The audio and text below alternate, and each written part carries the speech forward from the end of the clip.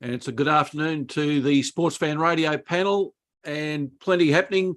Paul, the NRL and NRLW league finalised itself last week. How did you see both games?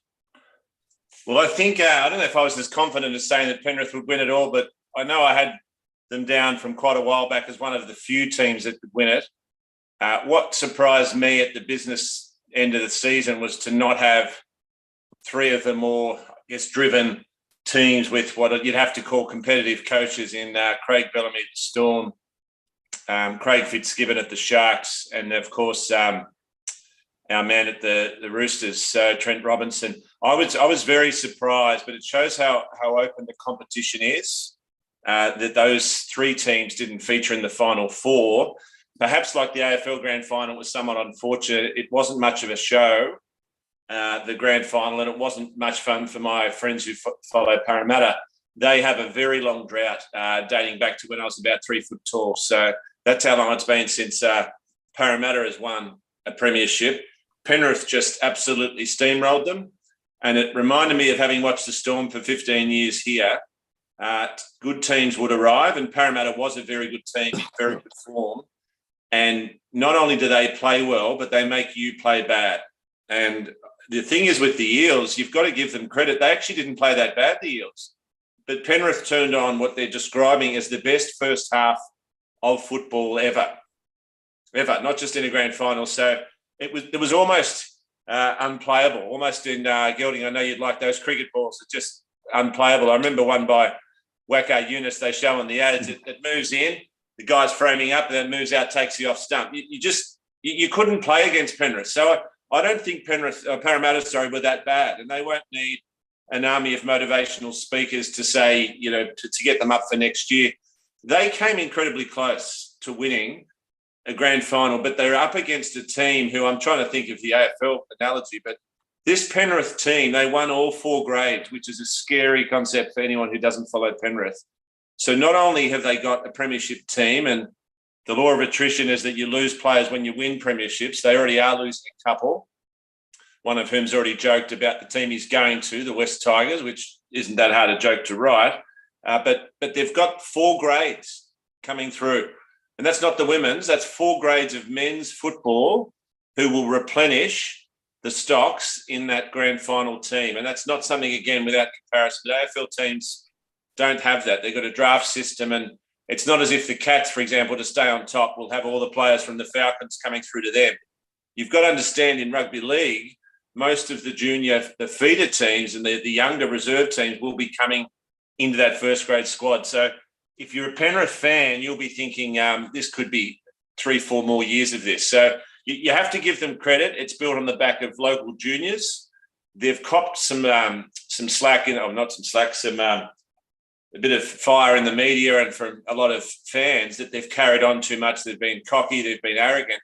You need a level of that to be as good as they are. And they are one of the best teams ever. So I don't know how people are expecting the boys to celebrate, whether to have a chamomile, maybe half a glass of Shiraz and go to bed. They've carried on a bit. Yes, they've had a crack at the opponents, and one of them said we're the best Penrith team of all time. They hadn't slept all night, and that's not really an excuse, but you're putting a microphone in front of a footballer's face at 8 a.m. One of them said he hadn't had a beer in 6 months, which is a fair effort for these footballers, especially given days gone by when they'd have a training session and get stuck into the frothies. So I think all you can do is salute the Penrith Panthers on an amazing effort, which was pretty much the word I'd use was unstoppable. Paul, I was going to draw an analogy, actually, between Penrith and Geelong. 2 grand final wins. The word wins, they demolished the other side. And in fact, both games were really over by quarter time or half time in your game. But I was going to draw an analogy because you've spoken before about Penrith being a nursery of local talent.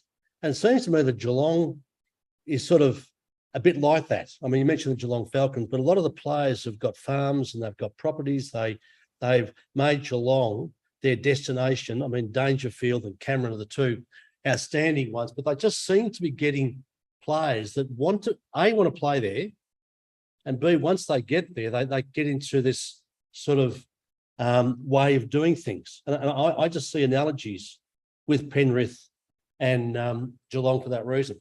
Jeremy Cameron's medal's still round a cow's neck, isn't it? Somewhere on some farm in Western Victoria. So with Penrith, though, you obviously want to play at a great team. We do have to reference the biggest news of the week, Cameron Munster, knocking back conservatively $1.5 to $2 million more to stay for the Melbourne Storm. So no one wants to take a punt on Wayne Bennett's new team. And I don't know his name, but there's a player at the GWS from the Geelong area who's coming to the Cats. So what it is, all these expansion clubs, the players are coming back to where they want to play at, which is at a good team. And it's the same with the Cats and the Panthers. And I've got to say this, that in Western Sydney, this game couldn't have been scripted better for the NRL, and it couldn't have been scripted worse for this GWS team, which is making no traction at all. It's draining 30 to 40 million a year from the coffers. There is greater participation rate in rugby league than ever. And these type of teams, the Panthers and the Eels, are only going to make it stronger in Western Sydney rugby league. Well, we spoke the other day about Parramatta doing a private survey of the favourite sports in Parramatta, and AFL came in at 15th. As I say, there's just no traction. Yeah, and even with that $30, $40 million a year spend, and one person signs up, they count it as a family of six, and they give them more sporting goods than you'd find at Rebel. All this attempt to just lure them in. League is going incredibly well. And just to cover the women's side of it, Professor, a fantastic season. I've got to say, what I really, really enjoyed during the week is they're expanding from 6 to 10 teams, not because they feel they have to or there's pressure or the public says, why aren't the women more teams? It's based on talent and it's based on merit. And the areas they're going into, where I grew up, the Cronulla Sharks, where there'd be 400,000 plus people. Women's participation in OzTag and League is enormous. The Sharks will be a guaranteed success. North Queensland, you can only imagine how many female league players there are in North Queensland area. Tigers, which is where Albanese is a Rabbitohs fan, but that area is a rugby league area, a heartland, goes back 100 years. So the West Tigers are bringing in a team. And then you've got the city of Canberra, which has a women's team. So all four of those teams, they're on merit. And that is what I like about the men's and women's side of the rugby league, is they don't just expand for the sake of it. And I don't, again, want to reference AFL women's, but the other week, 120 points to 1, just because they thought GWS should have a team. You've only got to, it'll only work if you expand on merit. And that's what the rugby league has done with a 10-team season. This year, there were 6 teams. Now, it might sound a bit ironic, but it was so competitive that a team could make the finals with 1 win. And that was the Parramatta Eels. So you can still have the talent at one of the lower-ranked teams to make it through. So they made it to the grand final with only 1 win out of the 4 games, because there's 4 teams made it out of 6. Next year, there's 10 teams. So there'll be a lot more competition. And I'm really happy for the women's game that it'll be expanding to areas where it will succeed. I'm happy to have this chat this time next year, but it will succeed in those areas. Paul, can I take you back to the grand final just quickly? Can you tell me where the professor went wrong in his parlay last week? Thanks, Gelding. First leg, we got the hard league, the racing league up.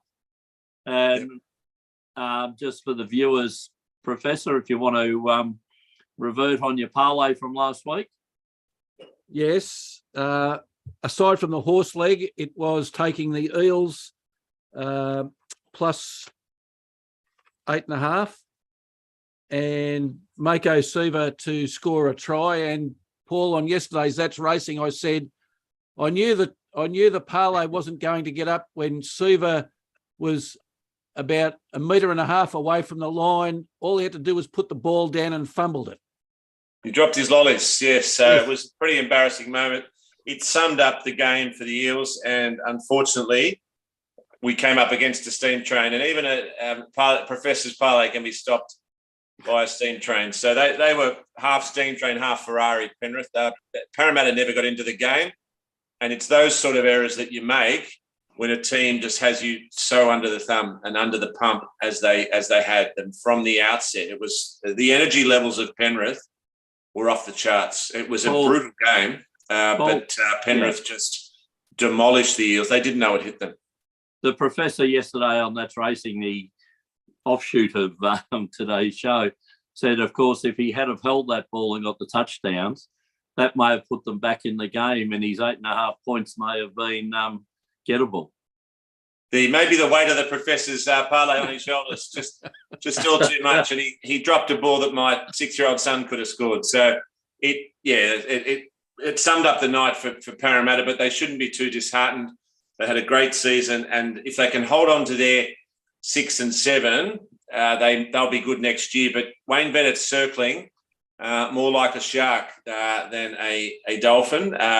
I think that missing out on Munster, he's going to have an even bigger checkbook and much keener to strike. And I think he's looking at you, Mitchell Moses, and Dylan Brown at the Eels. Paul, the other night in the grand final, I thought there was a pivotal moment in the first half where a try was awarded. Penrith scored a try. It was awarded. The commentators all said all season that has been an obstruction, penalty, and the try won't be awarded. Now, the bunker has awarded the try. Like, it's confirmed that it was a try. Yes.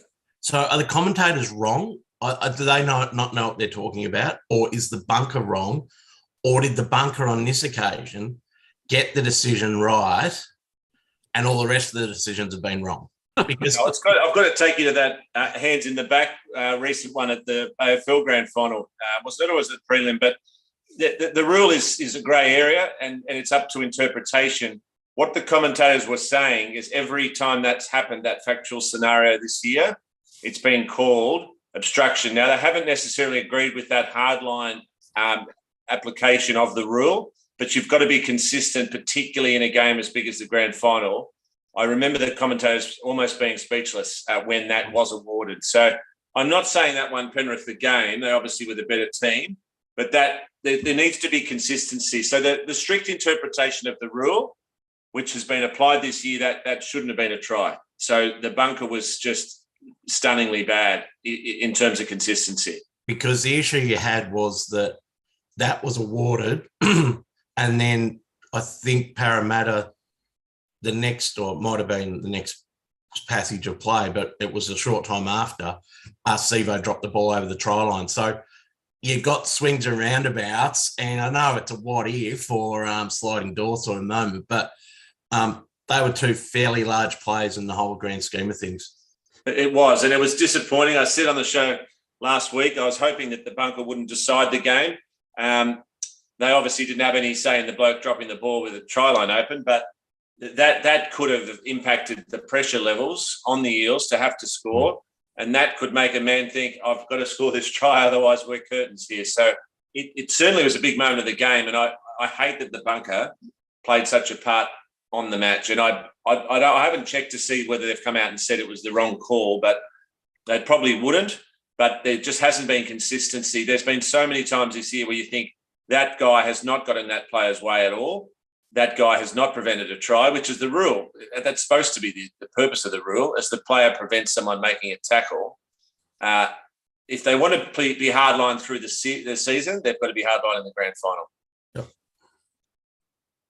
Paul, two pieces of news during the week so that the off-season keeps pumping for the NRL. And the first was Cameron Munster, you referred to it earlier, re-signed, although Gelding and I both read it as resigned. Yeah. Re-signed with the first as well. It's a bad word. No offense. Re-signed with the Storm. Two questions out of it. One, how does that place the Storm? And two, also, how does that place Wayne Bennett trying to get players for the Dolphins? He's whiffed on every bloke he's approached so far. Well, that's the thing. It would have been long odds, it looked like, and it was that they prioritised signing Pappenhausen at 1, Jerome Hughes at 7, and Harry Grant at 9. They did all that, but they didn't, I think, have enough in the kitty, or think they did, to prioritise Cameron Munster as a priority. So perhaps it's because he was a bit out of order last year. Perhaps they didn't think that he'd be able to keep his life on track.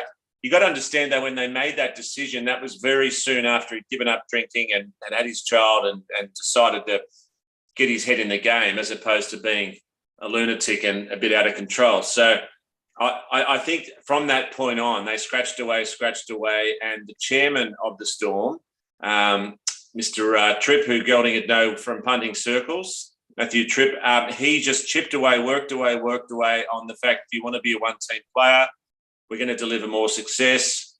You're a big part of the club. And then they obviously assisted on the money front. I think they went up from $750 a year to over $1 million. That would have assisted. But the most important part is that he'd rather play at a guaranteed successful team, the Storm, than a complete unknown team in Wayne Bennett. So Wayne Bennett was a bit annoyed that he didn't pick up the phone and call him personally. That's just a side issue. I think Wayne Bennett would be more annoyed. He's had a go at now. We're approaching 10 players on close to $1 million a year. So it is looking like he's not going to have a superstar for next year. But a lot of these players are off contract end of next year. So it may be that they're just rolling the arm over in their first year and they'll see how they go and they will have some sort of war chest for season 2 of the Dolphins. All right. And the final question, Anthony Seibold, been mooted as taking over from Des Hasler at Manly. I was talking to Schooner yesterday. He said it was laughable. Your thoughts? No, I don't think it's laughable. I think it's about to happen. He's from the Northern Beaches. He went to the Broncos when a lot of issues were starting to happen outside of his control. He's an unusual left-of-centre coach, but he has worked well under Eddie Jones for the English rugby union system. Eddie Jones is a pretty tough taskmaster. He makes Kevin Rudd look relaxed as a boss, apparently. So he apparently has got all the technical know-how. He's popular at Manly. And what Schooner needs to keep in mind, if they don't add a coach that Tom Trbojevic, Jake Trbojevic and Daly Cherry Evans like, they'll go. And Daly Cherry Evans said he was thinking of going not long ago. So if Hasler's time is up, that might be part of the reason why they're adding Seibold, because he's worked there before and he apparently has the trust of the star players. He's not as bad as I think that Broncos was a shit show, excuse the phrase, but that was only turned around by Adam Reynolds arriving. So I don't think you can judge Seibold on his Broncos performance, much like some AFL coaches who arrive at a bad team just because they can't turn it around immediately doesn't make them a bad coach. There's Damien Hardwick for one example. Okay, thanks, Paul. And now let's turn to welcome back Sarah after a lengthy stint on the sidelines playing footy and with other sporting commitments. Great to have you back and great to talk AFLW again. 4 new teams in this current season. How have they been going? Well, first of all, thank you for having me back. I know it's been a very up and down season for me so far, but I'm glad to finally be back on the show and glad to be back talking AFLW. We have seen those 4 new teams come in and they've seen some ups and downs. Sydney still haven't managed to get a win yet. Port Adelaide have had a win, a few losses and a draw. Hawthorn have had 3 wins now that we're looking at it. And Essendon have had a few wins as well, as they had that clash with Hawthorn at the start of the year to kick everything off. And it's been a great year so far for the girls. Have there been any surprises as far as you're concerned when you look over the first 8 weeks of the season? Not particularly. I mean, I was expecting Sydney to sort of come in a little bit hotter than they are, especially as they did have Montana Ham as the number 1 draft pick. She'd get injured in the first game, but they still had a number of other good draft picks behind them coming into the year. Hawthorn coming away with a few wins actually surprised me. I am a Hawthorn supporter, but I also know they didn't have the highest draft picks going into everything. But Bet Goddard's definitely done a good job of building a solid list and a well-spread list in terms of talent. Otherwise, it's been a really good season. Everyone's sort of pumping through. You've still got your powerhouses in Brisbane and Adelaide and Melbourne are enjoying their spots up at the top. And there's been some really good news across the board for other clubs as well. We've had Mick Stenier, who's signed on. He's going to continue being the coach at Melbourne, who's another one of our friends on the show. And it's just been really good to see how everything's going so far. Did Fremantle's drop down the ladder? They finished fifth in season 6.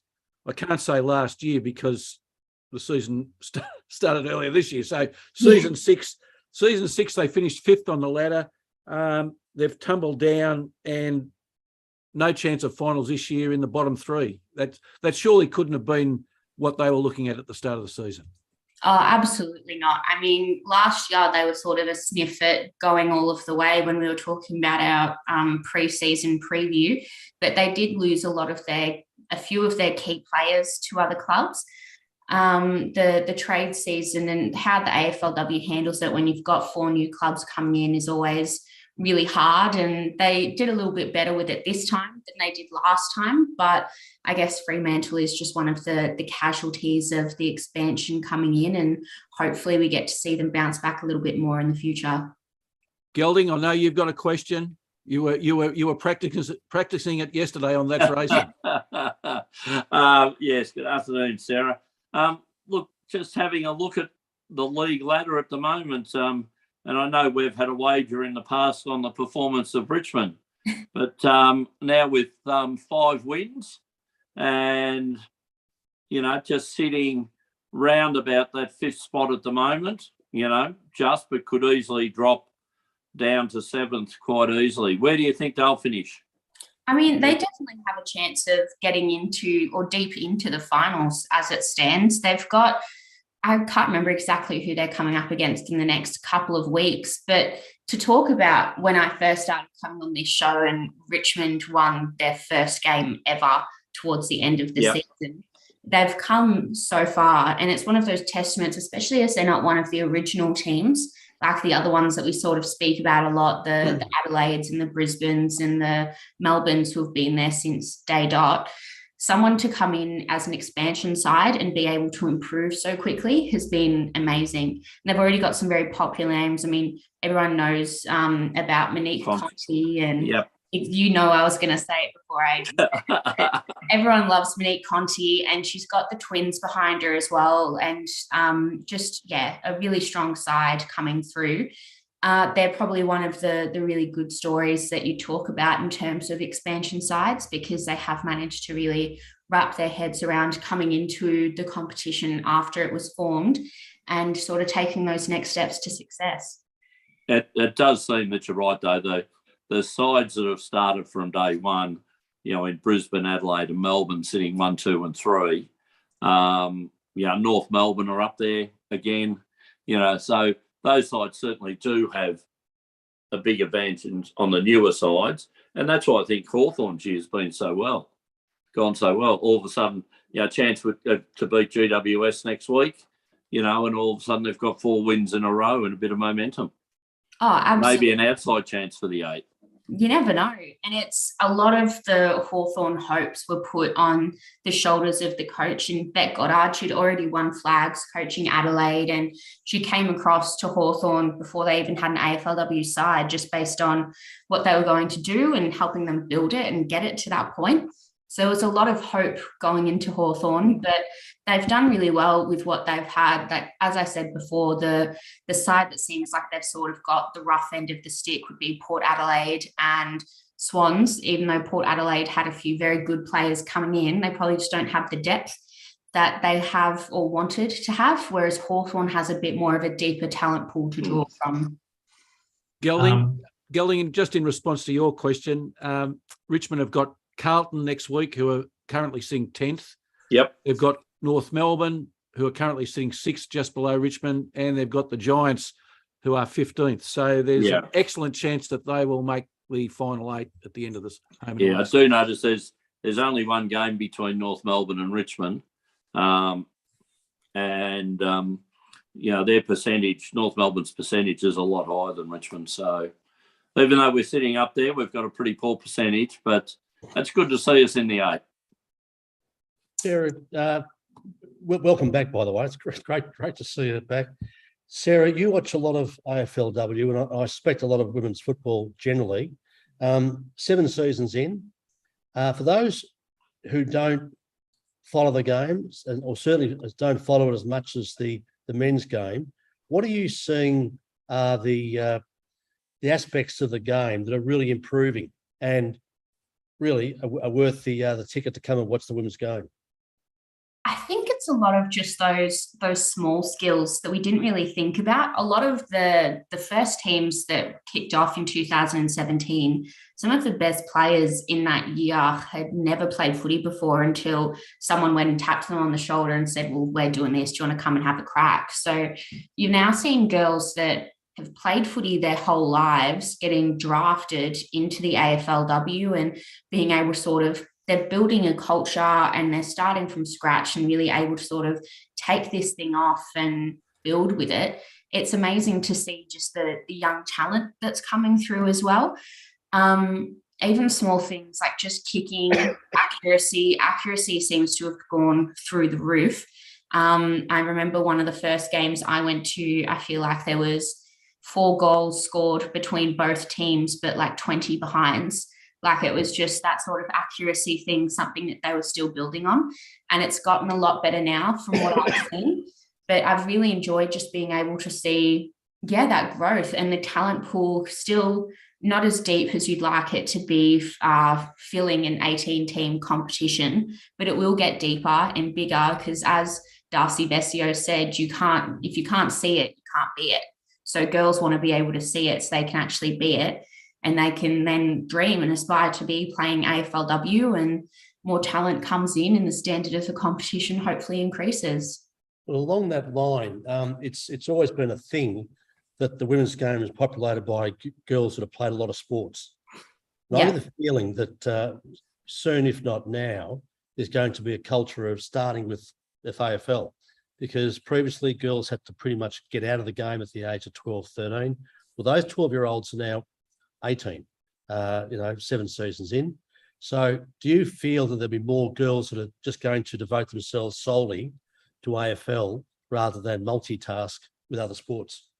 Oh, absolutely. Even just at a community level with my involvement in what I can see going on in local sport, there's more girl sides coming through, and the local areas around me started fielding their girl sides before the AFLW. I know there's a club called St. Peter's near me, which now has 3 girls that played in their inaugural girls side playing AFLW now for the Bulldogs and Collingwood. Seeing that sort of beginning to then it growing, more girls playing at that local level. And now you'd be very hard pressed to find clubs that don't have at least one girl side. And it might be a younger girl side because they're starting from the bottom and being able to try to foster those girls coming up and through. But it's just changing everywhere. There's girls now that are finding the passion for footy, and it's a sport that a lot of them probably grew up watching and loving, and they know all the rules about already. They just need to sort of fine-tune their skills and actually be able to apply it themselves to the games. Like I'm a good example of that. I don't know how good of a kick I am, but I watched footy my whole life and only really started playing it outside of school when I was 18. So being able to say, well, I know what gets you a free kick. I know how to mark the ball. I know how to do ABCD, to kick it through the big sticks. But being able to actually do that, girls can now take the knowledge they already have and actually play the sport they've enjoyed watching. And it builds a relationship. Like it's, as we've said before, you can turn around and say the AFLW is like a little side project for the AFL, like it's some sort of thing over there, the little cousin. But the AFLW benefits the AFL in massive ways just based on its community involvement, because it's engaging the other 50% of the population even more than it was before. So there's more girls that can actually play footy, and maybe they'll play footy and then stay back at the club rooms and have a beer and watch Collingwood versus the Bulldogs or something because that's their club, or they pick a club or they buy a membership, they get more involved in the game. It's just the growth in the last 5 years has been amazing. And I don't think there's many negatives as to what's been going on. It's been really good. I'll tell you a negative. I don't think anybody follows the women's football more than this program, and particularly you, Sarah. But I actually think that revolution that we always talked about was going to happen, it's happening. And I actually think other sports are now going to suffer. Those girls that were playing the other sports now transition to AFL will actually start with AFL. Apart from the fact I think it's the greatest game in the world, it's starting to become financially rewarding, and will only, you'd have to think, only continue being that way. So I suspect other sports, including athletics, are going to suffer from girls devoting themselves to this game. Yeah, and I mean, it's not even something the AFL's trying to hide either. Like, they want to be one of the best paying sporting organisations for female sport to incentivise more girls to want to play and think, oh, well, I could actually make a career out of this. Maybe instead of playing soccer for Melbourne Victory, I'm going to go play footy for Melbourne. And they try and divert it in one way or the other. It sort of all ends up coming down to, I guess, just what girls like doing more. One of the sports that people are really not scared about is the right word, but concerned about was netball, because the alternative, if the brother was playing football at the same club, especially in like country footy and netball, where it's football netball clubs most of the time, one's playing football, one's playing netball. So what happens if all the girls in this small town actually decide they want to play football instead, and then there's no one to play netball? So that was something that people were really concerned about. But I was reading something a few weeks ago, and the numbers from netball haven't suffered from the introduction of the AFLW.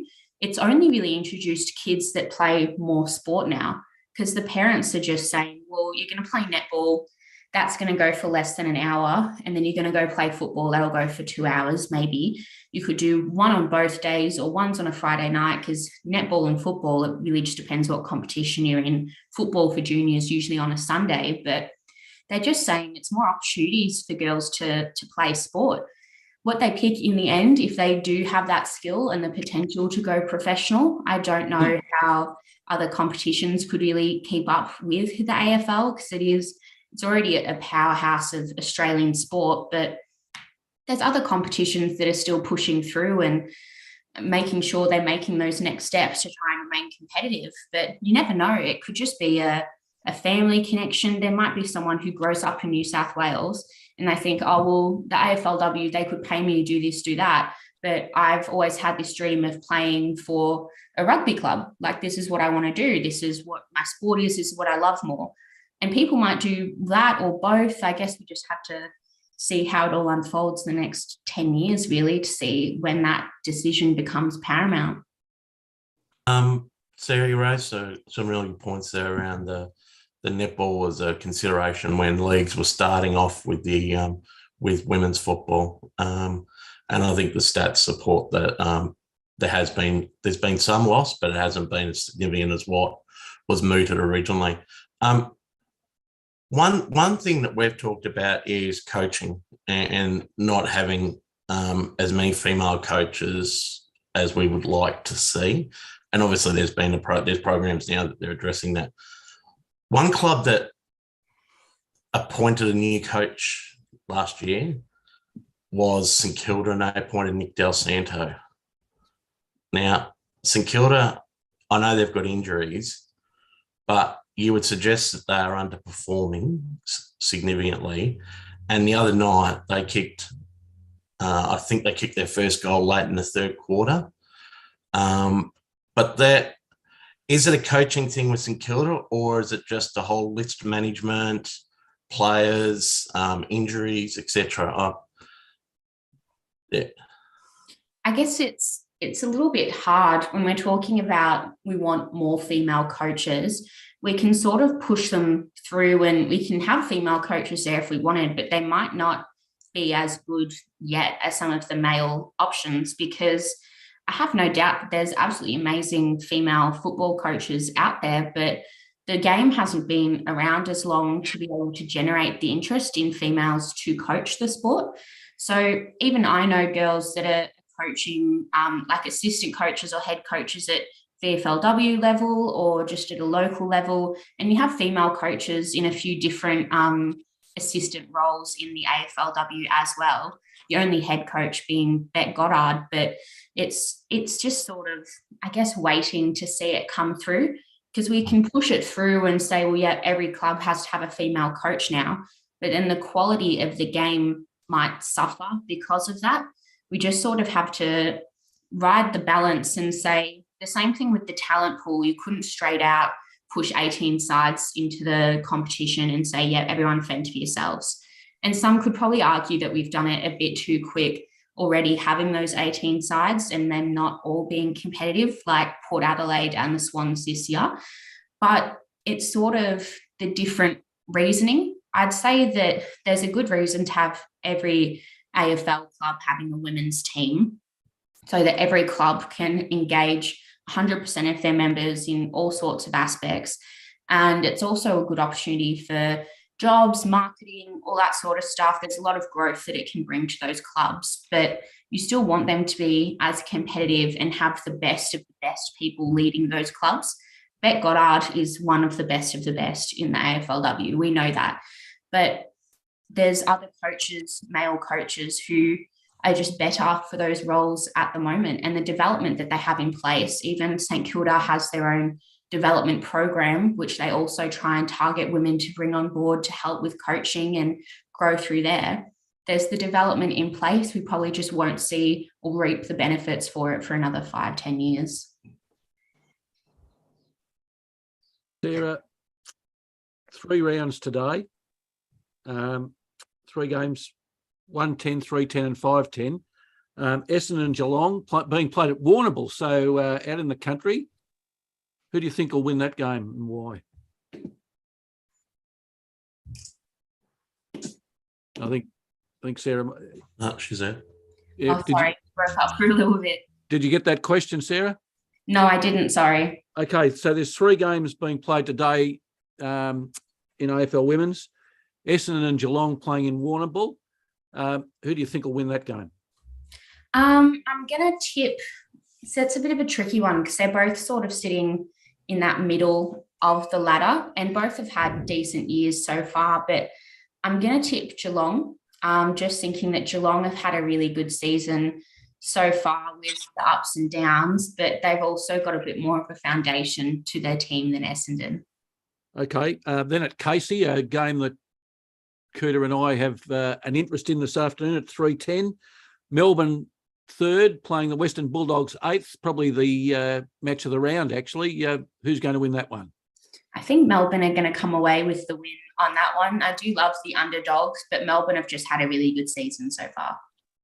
And, geez, Victoria Park at 5:10 this afternoon is going to be cold and breezy, I think. Collingwood 4th, taking on the Giants 15th. Yeah, I think Collingwood might come away with that win as well. Can't say 100%, but again, Collingwood have just had a really stellar season and GWS have just seemed like they're a little bit slow to take off this year. All right, 2 questions to finish off this part of the show. Sarah, have you given any thought to how the final 8 will look at the end of the home and away season? No, I actually did start planning it this morning, though, thinking that you would pull this one on me. But I will have to probably throw something together over the week and maybe give it to you next weekend. Okay, all right. Lastly, and I mentioned this to Gelding yesterday on That's Racing, Fox, and I'm asking how you feel as a person who puts a lot of time into women's footy. How do you feel that Fox Footy throws up a trade day show on Fox Footy for 30 minutes, 5 days of the week, from last Monday until next Wednesday, talking about what might happen? So they've got a dedicated show to absolutely nothing except talking about trades between AFL sides when the AFLW is actually in season and they don't have a dedicated show for it. Like, how can that possibly happen? And how long is it going to go on for? It's another one that sort of confuses me a little bit, especially if there's a lot of the AFLW content is on their website. It all gets posted online. Not a lot of it actually ends up going to air on TV. So if you're someone that sort of gets a lot of their information from TV, you're not getting a lot of AFLW information because they try and tailor all of their effort into where they can specifically target their demographic and the people who are interested in their content. Fox Footy, they occasionally post a really good highlights goal or something like that from the AFLW competition, but definitely nowhere near as much content as they're pushing out about the men's. I mean, maybe it's also just that the people that are watching Fox Footy, they're getting more views for a trade show like that covering the men's football competition than they would for a 30-minute AFLW show. It's completely based on, I guess, what they think is going to get the most ratings, because they're not doing anything to say, oh, well, we should cover this because we're Fox Footy, not Fox Men's Footy. We should be covering football as a sport. But it just doesn't always come across like that. I do note that Channel 9 has an AFLW show that was on this morning. It's quite amazing, and we've talked about before, is Channel 7's core product of football, and that outside of that, they don't have much at all. They don't bring much to the equation. So there's no highlight shows, or there's no talking footy or those sorts of shows that they've previously had. It is frustrating because you don't get to see all the games. Some of them are on, as you said, pay TV. So some people don't get to watch. So, and it's the same. I think it's the same for both sides. There should be a highlights show that shows all the games of footy, and it'll be tucked away at midnight or something. We know what will happen. But it should be a show that actually highlights all 18 teams or the 9 matches and just provides highlights. There's like the scoring's higher, the standard's better. You tick all the boxes of the way the league's going, and you have got genuine superstars playing. Like they referred to Conti before. Everyone knows who Monty Conti is now. You got Katie Brennan, who plays for Richmond as well. You saw the festival of a football around the AFL Grand Final, and you had matches at Punt Road, Olympic Park, back to Punt Road. The exposure during that period was huge, but since then, it just seems to have gone back to the way it was. We should actually be pumping the tyres up. And you're right, Professor, about the trade stuff. Like, it's going to be the busiest trade season of all time. Like, and then you've got all these mega trades that are happening, whereas we've actually got women's footy being played. That's what I don't understand. Yeah. I wanted to ask Sarah, while we've got you, did you watch the NRL Grand Final, the women's? Actually, I only watched the last little bit of it, but yes, I did see a few of the highlights as well. I've got to say, when you watch Tamika Upton, who's now the top scorer in the competition, the fullback, the pace and the acceleration and the skills, it's as good as anything you'll see in rugby league. She's amazing. And it's great for the city of Newcastle.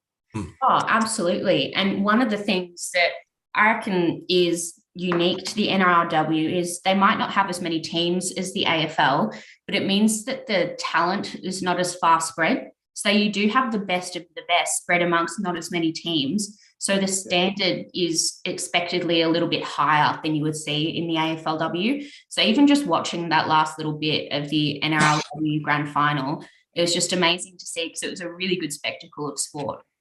Yeah, it was great for the game. Yeah. Mm.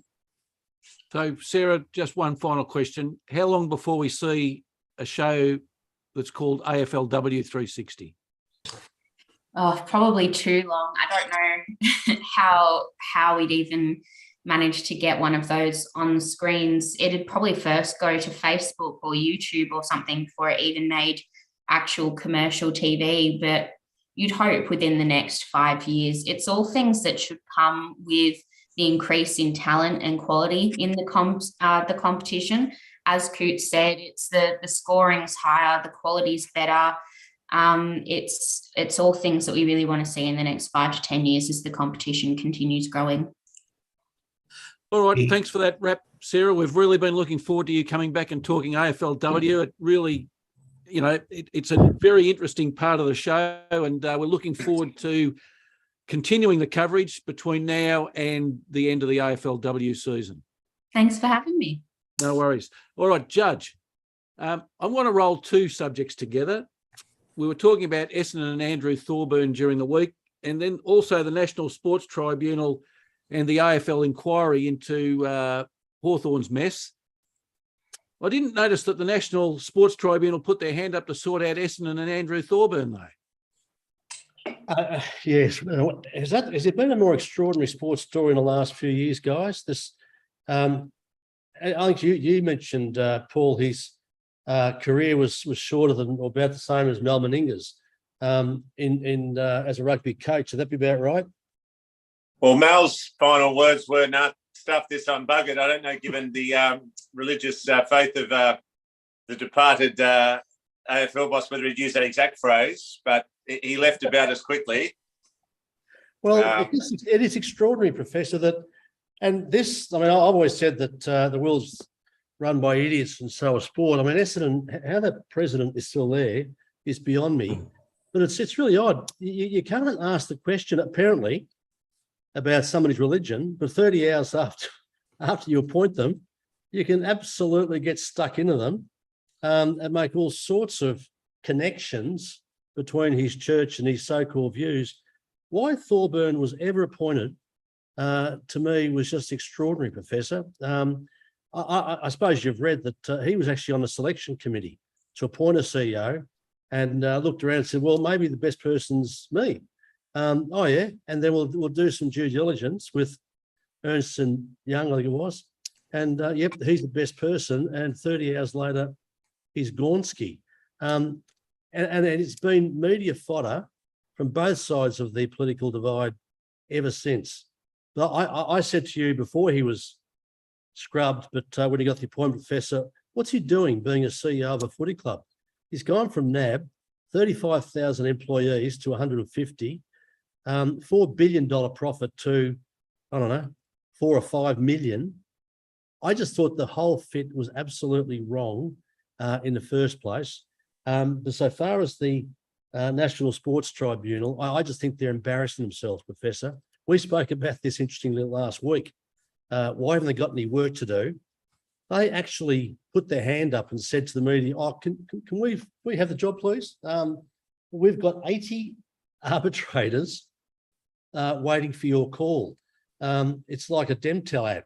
You know, we just pick up the phone, but there's nothing to actually arbitrate. So I think to take your point up, Professor, about the National Sports Tribunal, they're an irrelevant embarrassment to themselves. And this Hawthorn thing is just the icing on the cake as far as I'm concerned. Judge, the Andrew Thorburn was did the internal review. He was involved in the internal review, and so he asked all the hard-hitting questions of all the staff, and so the staff, as a review, you want them to be open and honest. How could you then work for the person that's done the review? This is the thing I don't understand, but he then gets appointed CEO, so he knows all the history, he knows a bit of the dirt and all that sort of thing, and yet, yeah, he was appointed. So a really strange appointment. It was pushed, I think, within the media. They sort of knew a while out who was going to be, that he was in line to be the next CEO. But that club's just stumbled and bumbled, and long may it continue. More so than that, more so astounding that he was on the review panel. When it came time to decide who would be the CEO, I'll have to recuse myself. I'll have to excuse myself outside. And then the rest of the team, oh, come on in. Yes, I'd like to be your CEO. Oh, okay. I'm not exaggerating. That was the process. He had to step aside or outside for the part of picking the CEO and then knock on the door and come back in. It just astounds me. Coutta, how long can Dave Barham remain as president of Essendon? Well, I think Dave Barham is going to remain at Essendon, or president at Essendon, until there's a CEO appointed. His record hasn't been great. Again, there's no, remember the term, and we quote it regularly here, there are no bad people in football. Remember that? They're all good footy people. How he's president, so he got in on the back of Clarkson, or Tracy Clarkson. He had some resignations from the board. He then had the appointment of the CEO and the resignation of the CEO. I think he resigned. Now they've got to go to market and get a new CEO. would you really want to be working at Essendon Footy Club? I think you should run a book, Gelding, between who's going to get the sack earlier, Liz Truss as British Prime Minister or Dave Barham. But I reckon it'd be a pretty close call, and I reckon weeks. But he can't. I just can't see how he can stay there, and I just don't see how Essendon can, as they say these days, see a pathway forward with him as your boss. I don't think anybody can have confidence in that place, including, by the way, their supporters. Yeah, and let's not forget that he's been described as a good operator, Judge. So that's another term that they use towards Dave Barham, a good operator. Judge, what about a book, $1.65 Barham, $1.90 Trust? Just on a quick baker. I like your returns, Gelding, lately. So yeah, good book. Professor, can we just have the best quote from the Australian Sports Tribunal Chief John Boltby in relation to the Hawthorn mess? We are there to do that sort of stuff. That's a very professional description of what the National Sports Tribunal. Can I just tell you, he said they've got 80 arbitrators. Let me just tell you, there is nothing to arbitrate in that. You and I know what arbitration is. It's when you've got a serious legal issue and it's there to be determined. Well, WorkSafe's gone in to do the hard yards. I actually cannot see why you would want, or what there is to arbitrate at the National Sports Tribunal. Stuff. Stuff. That's right. That sort of stuff. Yeah, that's a strange one, isn't it? Like, and the body would receive a significant funding. And anyway, we've talked about it. What would 80 arbitrators be taking away, John? Like, well, they're not doing a lot. I think they've done 30 cases in the last 3 years. So a few of them have actually, I hope they're not holding their breath, put this way, before they get a case, because they'd be all dead by now. So they don't get their jumper to play yet because they haven't heard a case. Their first game. I haven't heard a case. So they're 80 alleged arbitrators. They haven't done one yet. Judge, going back to the CEO role at Essendon, why wouldn't you appoint, or if the best possible candidate is a female, why wouldn't you appoint a female? Look, don't get me started. The more I think about this, not only there, but also the AFL, it's almost at the stage, I think, where the women have to appoint a female CEO. It looked just at Essendon. You look at what the AFLW are doing, the steps that the women are achieving in our sport. I think it's about time. Oh, and you just look at the clubs that have got the female presidents, and you look at the impact like a Susan Delberti has had on women's footy, but I would go further and say football in general. So, yeah, I think that maybe there's an opportunity there if the best person is female. And you talk about CEOs. Now, CEOs, what's the role of a CEO? Well, allegedly, it's to implement the vision of the board. I'd hate to get into Dave Barham's head and see what his vision is, because it seems to be brick walls coming at him very quickly.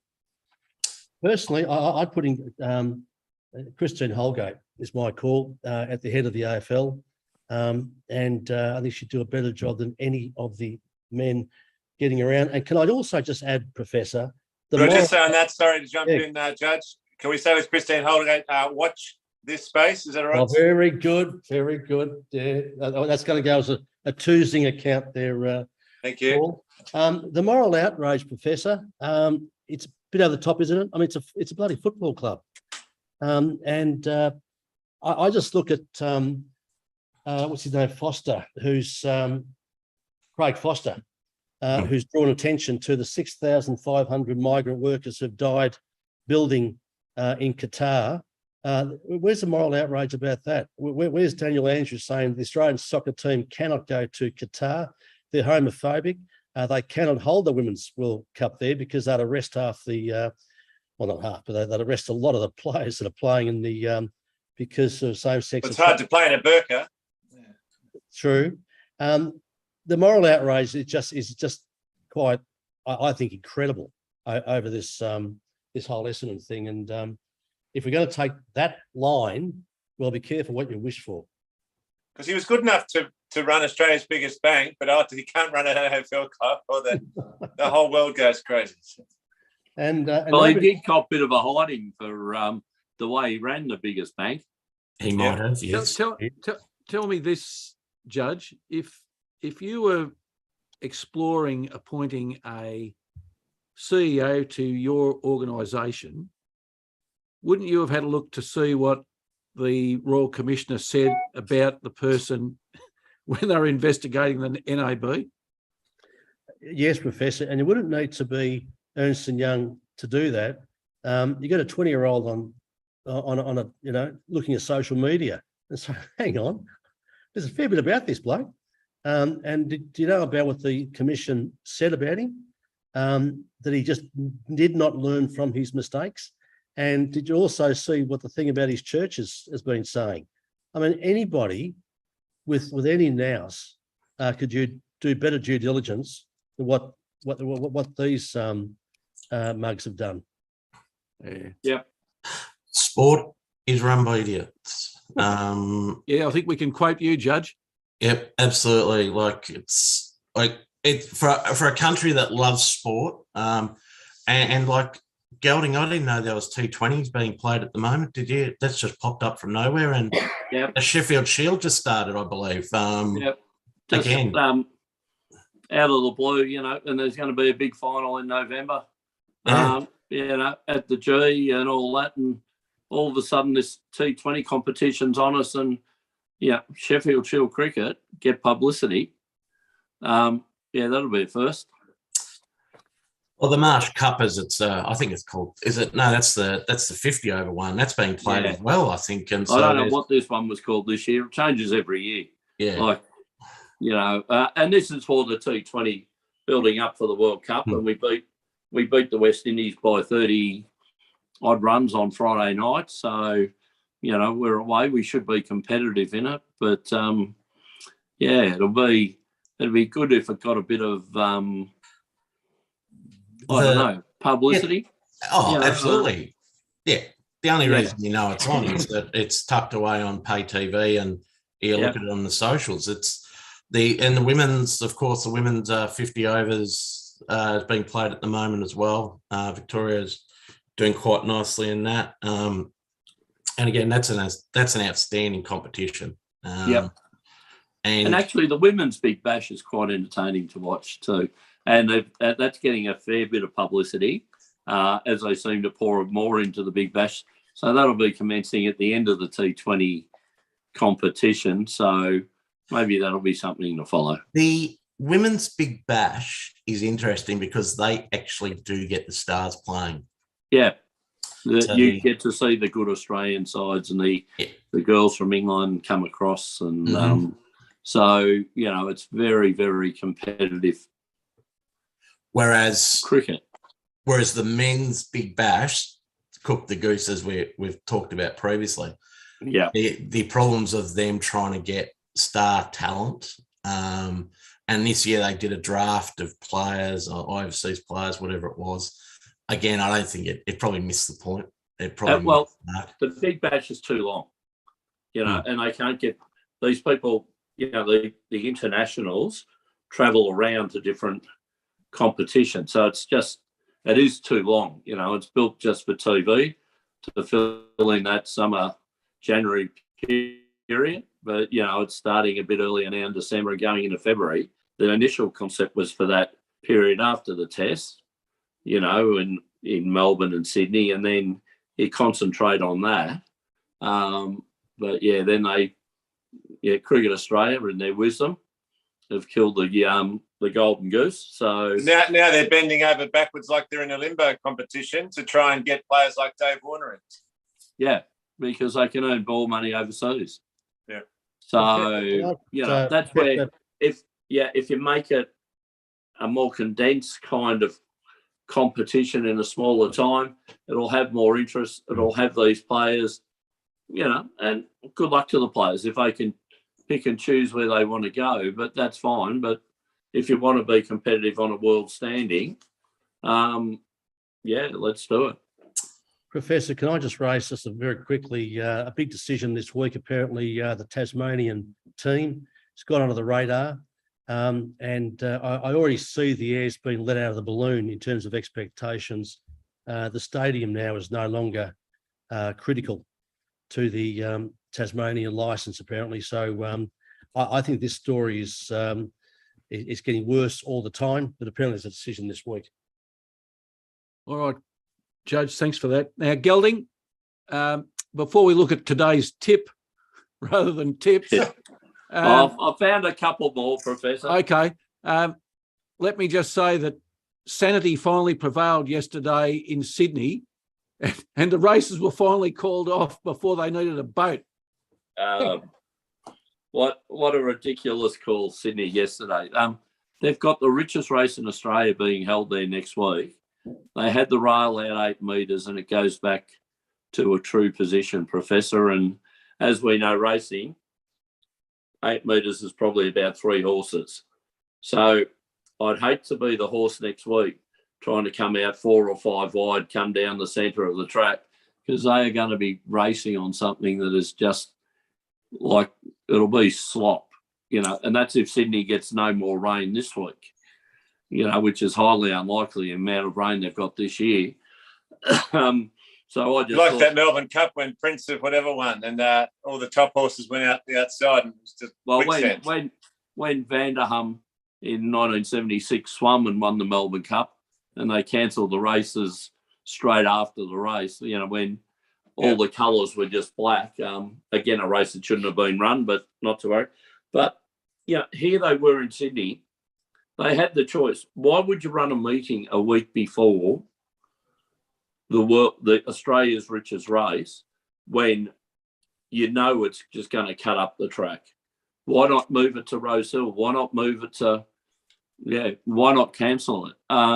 Greed, Gelding, greed. But yes, as you rightly pointed out, racing clubs want money, and they're just greedy. And you know what? In a way, it's going to ruin next week. But you can be looking for horses for form if they run the race, and that'll be even the funniest thing. If Australia's richest race cannot be run because of the state of the track, that'll be, well, that's Peter, isn't it? Isn't that Chairman Peter for us? But anyway, we won't talk about that, Professor. All right. Today's tips, Gelding. Yeah, today's tips. Well, we had a big day at Caulfield yesterday, Professor. Anna Mocock's plate. So if you followed the Blue Army, they won 4 out of the 10 races. So just seemed to be a formula yesterday. Follow James McDonald riding for Godolphin. But you only got one tip today. You got more down than Saving Private Ryan. Well, I had a quick look today. I liked about 4 horses today, but 3 of them were scratched, Professor. So, well, heavy 10, Gelding. It's probably heavier than that. Well, it's a heavy 15, and I just like watch the preview. The track at Ballarat is a bit out of the city of Ballarat, so I notice everyone wearing their puffer jackets out there, and the wind's going. So it might be a heavy 15. They got their gumboots on? Yeah, a few of them have, Professor. Now, if we're patient enough, race 8, number 12, Morning Has Broken. Maybe one way of getting a little bit of money today, Professor. Look, earlier in the day, race 3, number 11, maybe Frenchman's Bay. And may follow the Blue Army again in race 7, number 12, Portrait, Professor. But we'll be saving, I think, our powder for Wednesday at Caulfield, and also next Saturday at the big Caulfield Cup Day. Gelding, anything to discuss about Wednesday's meet, or acceptances are out tomorrow at 10 o'clock, David. We might have some news then, and our little favourite Drop the Mics entered with 60 other horses, so we've got to see whether we get a run. 60, and then and then we've got it's a benchmark 72, but his rating's getting up to 70 now, so he's moving up the ratings. But so hopefully we'll get a run. But then I've got to negotiate with our trainer and her sensibilities. So, which is always fun. But we'll see. But a big week next week at Caulfield, Professor. All right, panel. Thanks today. And as I said earlier, great to see you back, Sarah, and great to be talking AFLW again. And until next Sunday, very good afternoon to you all. Yep. Good afternoon.